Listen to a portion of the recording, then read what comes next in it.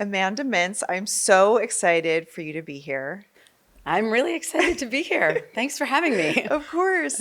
One of the first things that I've noticed about you is you're always in motion. What Fact. did that start from when you were little? Yes, I've always had a lot of energy and I'm always in motion. Yes. Keep moving. So walk me through a little bit about like how you knew that you were always in motion but also a creative. You know what? Honestly, I was raised in a very A-type family that was athletics from the start. Uh, it's hard for me to sit still for long periods of time, and I did know that. So I've always channeled my energy, I guess, in good ways. Like sports has always been a really big part. I came out like this, I would say. Yeah. And creative, I will say this, like it's very apparent early on what type of person you are. I think there's buckets of people like the math, science, engineer, architect, those that are wired really that way, science. And then there's the creative types, right? So for me, I struggled with math in school and like really just couldn't figure it out. Always in art, always a people person.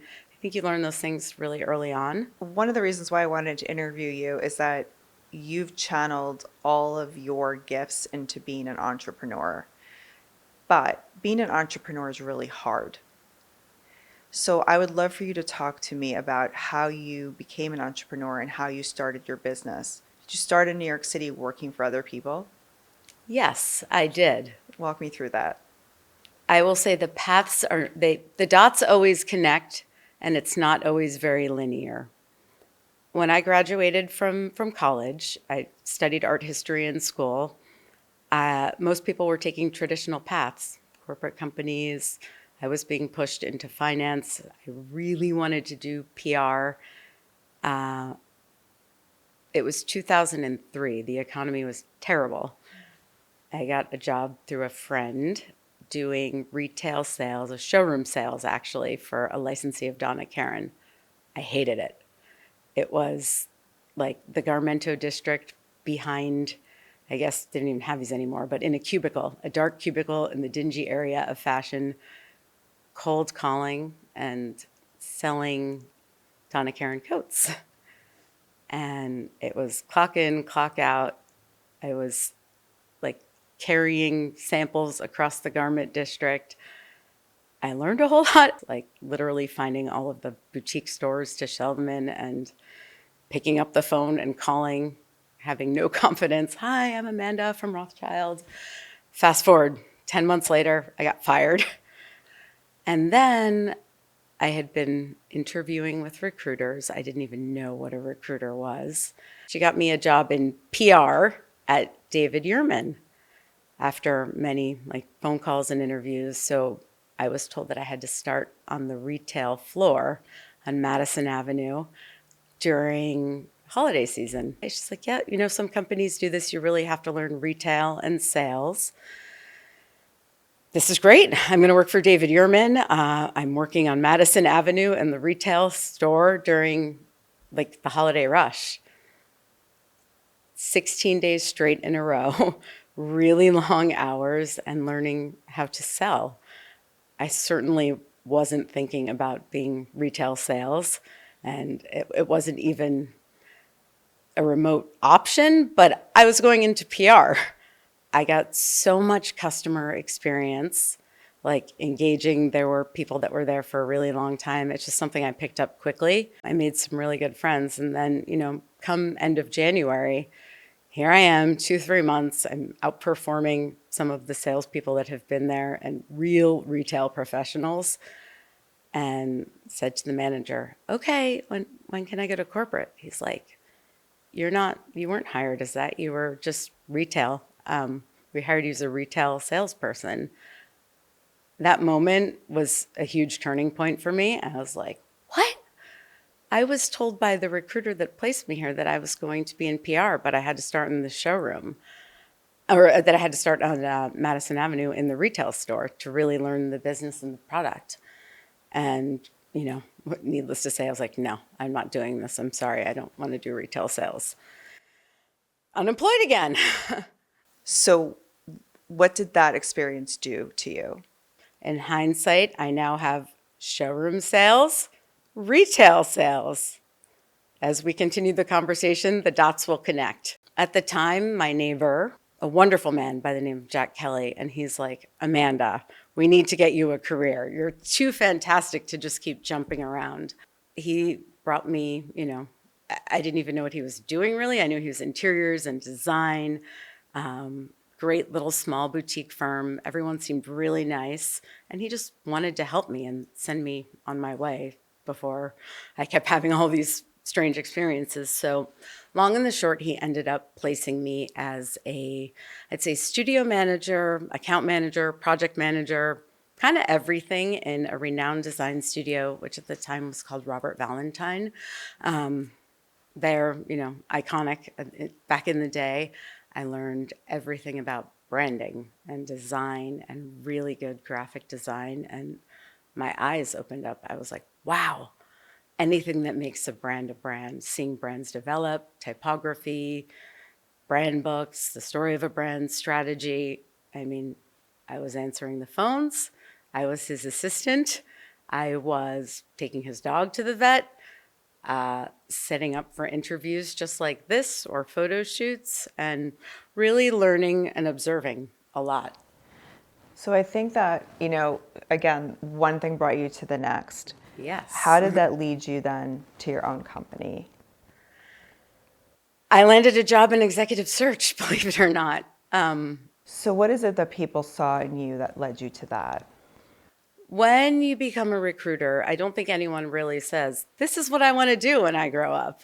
The fields that I have been extremely dominant and known for have been creative. Anything that makes a brand. It's not black and white on a resume, right? It's design, it's motives, understanding. I interviewed, and it was for placement within an ad agency. When I left the design studio, that kind of he closed the shop, and I went to a really good recruiter.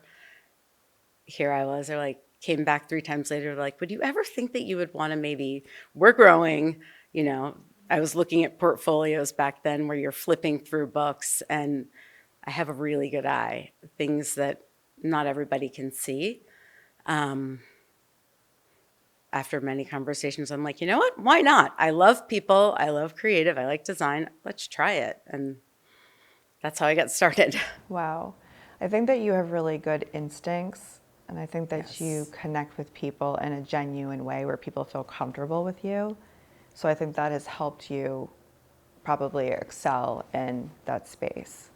No doubt. I mean, what I can say is really building authentic relationships and trust and listening. The experience I had when I worked in retail at David Yurman in PR, it was like a used car salesperson. This person I trust with my livelihood. I mean, I don't have much to offer but hard work, but it was basically lied to. And I think recruiters, they can have a really bad rap, right? Like just want to commission and move on and churn and burn. And for me, it has been anything like that. My entire career has basically been relationships that are trusted and really landing someone throughout their career, for both sides, right? If it's not right, it's not right.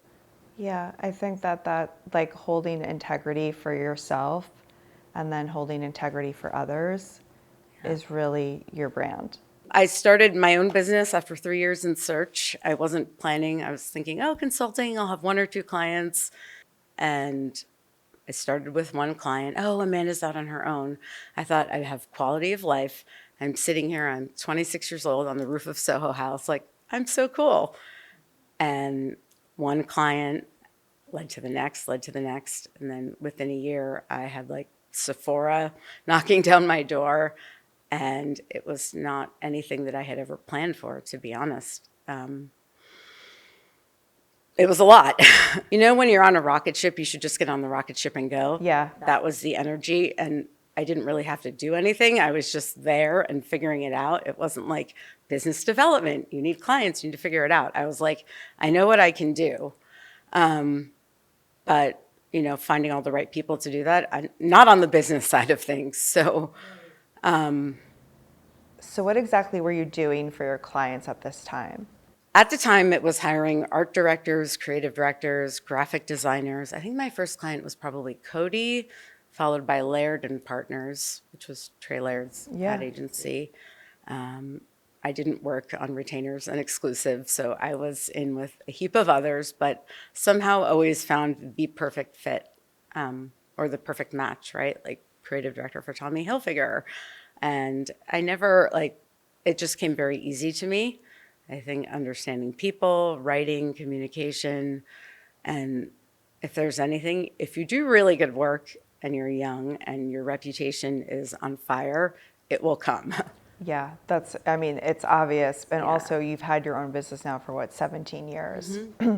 And we know most small businesses crash and burn after like a year. Right. So, what would you tell women who want to start their own business? What advice would you have for them? Keep going. It will evolve.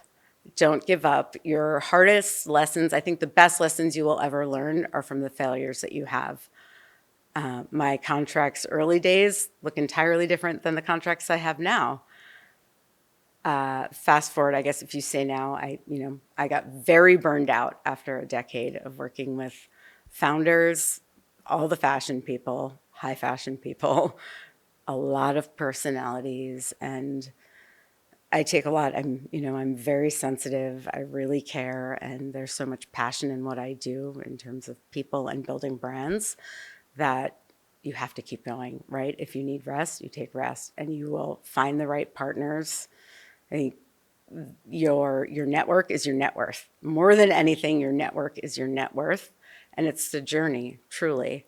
Like, don't be afraid to fail. One thing I did want to say is, don't be afraid to evolve. I will be very real. I'm evolving right now. The person I was 5, 10 years ago is not the same person I am now. It's okay to figure things out and take a pivot in whatever you're doing or add on to what you're doing. I think there's a lesson in everything and phases in life too, right? It's a pause. It's not, you're done. Anything can happen at any time, and every day is a gift. I feel very lucky that I get to do these things, and I wake up and it's risk, right? You could walk away tomorrow and get hit by a bus. So you have to go after the things that bring you joy, and that's one for me. Your relationship with your daughter is so special. How did you feel about becoming a mother? At the time, like, I wasn't particularly maternal. I didn't love kids. I wasn't like, I just want to be a mom. I was so focused on my career. In all honesty, my daughter was a surprise. She's the best gift I've ever been given. And I can't even imagine my life without her. That wasn't on the agenda. And falling into motherhood, it has completely changed me, every stage of it. Obviously, first was like a huge identity crisis, and that's pretty normal for everybody. And up until the day I was delivering, I was placing a huge creative director in the delivery room, I suppose, waiting. But I couldn't shut off. And then you have this little child, you hear the first squeak, and from there on out, like, I've never loved anyone more than I love my daughter, Isabella. It's that I'm okay with one. I can't imagine me having like so many. I'm not that person. But this human, I'm now like, she's my best friend. And I try to lead by example and instill in her like a fun life, the work ethic, and exposure, right? She's at an age now where we get to do a lot of stuff together. She looks up to me like, oh, you're so cool. My advice for people, just do it. Do it. If you have anything else, if anything, it enhances you. I can explain it like this. Your heart is, even if you have a huge heart, it will only get bigger, and you will prioritize, you will learn, like, whatever age you are, this child is a part of your life. For my daughter, I see her, I don't want her to worry about a thing, right? I want to channel her in the directions of things she's interested in. You don't like soccer? Okay, we won't do soccer. You want to dance? We can dance. It's a little trial and error too. Or not trial and error, like learn by doing.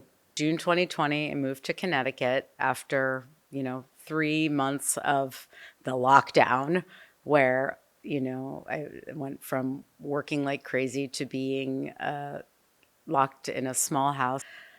I certainly didn't fit the mold of what I was seeing around me. I'm not like, I'm just going to say it. I'm not married with 3 kids and I have a career. I'm adjusting to everything just as much as we all are. It was really hard. And, finding the people that like wanted anything to do with me, that adjustment was, it was interesting. They would say like there was the Stepford Wives ladies and they weren't super nice. I find the magic in connecting with kindred spirits, which just, at the end of the day, we're all human. We're all having a different human experience. It's not always perfect. Sometimes it's really fucking hard. I'm also aware that now I'm not just taking care of me. I'm navigating a divorce, which is perfectly amicable, by the way. Co-parent great, but finding a new way, a new path. And it's like the deviations along the way, right? This wasn't in the plan. Now this has become my new life. You've created a beautiful life in a short amount of time. I know it's not easy. And if you have any piece of advice for someone pivoting and going through something before we end, what would it be? Trust your gut.